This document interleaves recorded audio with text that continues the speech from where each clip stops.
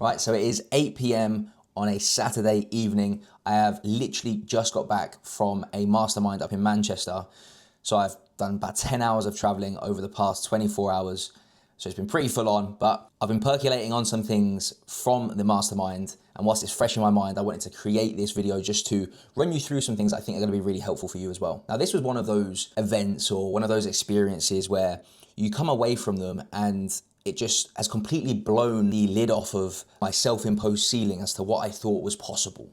For example, there was a guy who was there that earned 100 grand in a single day. Now, when you're in the room with people like that, who are doing shit like that, it just completely changes that internal narrative and dialogue that you have with yourself as to what you believe is actually possible. And that's why I'm a massive proponent of getting yourselves into rooms with other like-minded, ambitious individuals that are ideally further along the line than you, because I believe like through osmosis, like rubbing shoulders with these individuals, seeing how they operate, seeing how they think, seeing how they talk, seeing the type of goals that they set themselves, it is only going to stretch you to naturally be better. And that is a big part of what I'm looking at doing this year as well with the Hunter Brain and my clients, is creating those offline mastermind elements so that I can get all of the killers that I work with in rooms together so that they can also experience the same thing. Because I've done and gone to and participated in events like this for probably about 5 to 6 years now, and they always help me to unlock new levels to my business. So I really now want to be the facilitator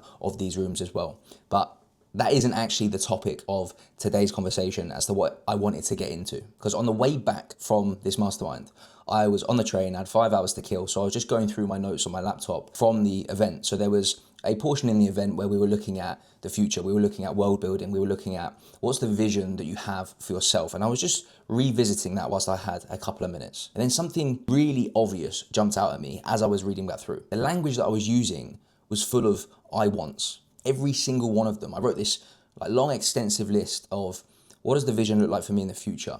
What kind of an impact do I want to make in my business? How does it specifically make that impact? What kind of a future am I going to create for the people around me? And as I was reading back through it and I saw the framing and the language that I was using, and I reapproached it with a fresh set of eyes, it all just sounded incredibly weak. And that really bothered me because I know how important language is. I talk about this with my clients a lot.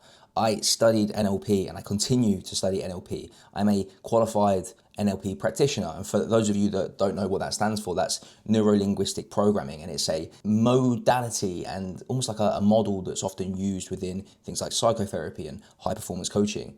And ultimately, what I know as a result of that is that the words that we use can completely dictate the experience that we have of life. So to read back through my own vision and see it filled with I wants, I knew straight away that that wasn't good enough. Let me show you exactly what I mean, because I'm hoping that a lot of you are going to recognize this within your own stuff, make the adjustments following what I'm about to tell you, and then see a massive difference in how you show up as a result. So as I've said, one of the exercises was to get clear on what was the impact that you want your business to have on other people's lives.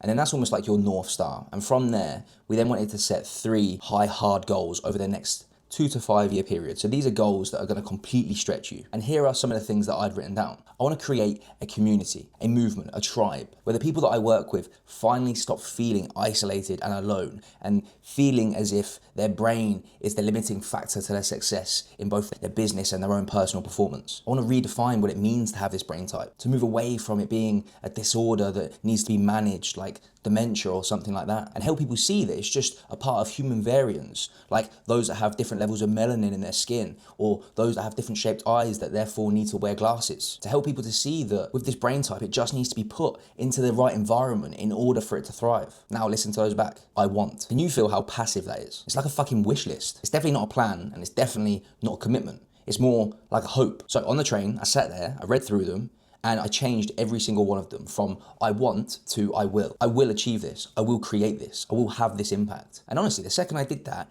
everything shifted inside of my brain. It almost like unlocked this other version of myself that I was trying to tap into anyway. It was like it woke up a completely different part to my brain as soon as I wrote that down in a different way. Instead of it being just this nice idea that might one day fall into my lap, it was suddenly, no, I'm gonna go and do this. And then as soon as I made that commitment and I changed that language, I was presented with another question, which is, right, so what are all of the steps that I need to take to get there? What do I need to start doing today? What do I need to stop doing today? And very quickly, all of that then started to become really clear for me. Like as soon as that commitment was made, the fog just lifted and it stopped feeling like this fantasy future thing. And I then started thinking, well, what do I actually need to do to bring this future into my reality today? And that's the bit that I want to unpack with you, because I know this might sound a little bit wishy-washy or a little bit of a positive thinking mindset thing, but there is a real reason as to why this works. And it is especially relevant if you have a brain type like mine. So I want language is what is called away from language or lack-based language. It presupposes that you don't have the thing yet, that it's separate from you,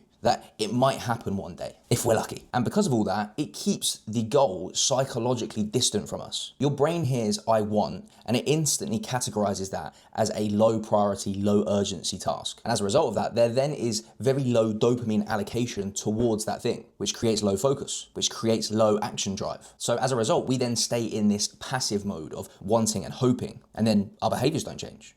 Nothing moves. So the reality is, we're never going to actually experience or achieve that want. Whereas on the other hand, I will is what's called commitment language or outcome language. And that presupposes that we are already in motion towards achieving the thing. It is already happening. That you are the kind of person that has the identity of someone that achieves that thing. So our brains then switch from, should I do this, to how do I do this? And the important thing is when you make that shift, your prefrontal cortex finally activates. You trigger something called goal encoding. Behavior selection kicks in, and the all-important dopamine finally gets released because it's tied to you making tangible progress, not just dreaming about it. And again, your reticular activating system will start scanning for opportunities as to where we can actually bring this future state into our reality, but only when we commit. And there's tons of research in goal psychology that supports this as well. Vague intentions have been shown to consistently lead to low follow through, and specific commitments made have been shown to have around 2 to 3 times the execution follow through rate. And that is just from language alone. Now, there's another angle that I want to touch on that I think is specifically important for people like us, and that is decision fatigue. If you're living in the land of I want, every single day you are constantly opening back up the loop of redeciding whether you are going to do the thing or not. So let's say, for example, you wanted to get into shape. Every day you are waking up and your brain is essentially asking you, should I train today? Should I start eating healthy today? Or should we do that tomorrow? And all of those micro questions that ultimately need answers to them basically force you to spend these cognitive tokens that we have. But we only have a limited amount of these tokens a day. So we are wasting so much of our mental bandwidth just trying to close those decision loops on a daily basis. And for brains like ours that already struggle with decision fatigue, which causes overwhelm, paralysis, procrastination, this is extremely important for us to recognize, because every day we are burning energy on a decision that we have already made 1,000 times over. Whereas using the language of I will and committing to it closes that decision-making loop. You only have to make the decision once, and that is the moment when you choose to commit to it. Now you don't have to keep redeciding every day. You just need to focus on execution. All of your mental bandwidth and capacity and all of those cognitive tokens that I was talking about can just be put down towards executing on the required steps for you to achieve that goal. And this is what I call a straight line focus, using the words and actions that create this straight line from point A, which is where you are right now, to point B, which is this future desired state that you want to get to or the goal you want to achieve. And commitment language is what switches this on. You will never be able to have a straight line focus if you don't use commitment language, because for as long as you are stuck in the land of I wants, you are never going to take the necessary steps to figure out, what do I need to actually do to achieve that goal? We're just going to end up staying in these comfort cycles of just doing whatever feels enough right now, rather than what's actually required. Doing what I did for years, where you're measuring your success based off of activity, rather than objectively the things that you just need to get done in order to achieve the things that you have stated that you want or are committed to going and achieving. And this is that state of being in motion that I always talk about, as opposed to being in momentum. We can only be in momentum when we have a straight line focus. Otherwise, we're going to continuously keep going in circles, and that is the antithesis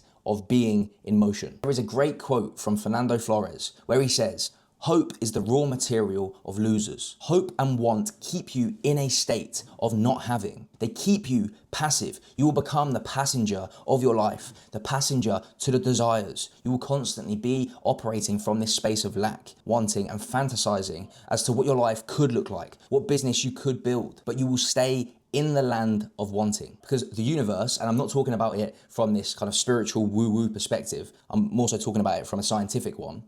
The universe only responds to action. It's not going to just magically align because you have an intention set. It is going to respond to and reward you based on what you actually go and do. So we all, myself included, need to stop wishing, stop wanting, stop hoping, and just start fucking doing. We need to make a commitment, and that is going to trigger a bias for action. It is going to help to reduce our field of view and the amount of options that we have. And it's going to create this straight line focus that will put us into a state of momentum.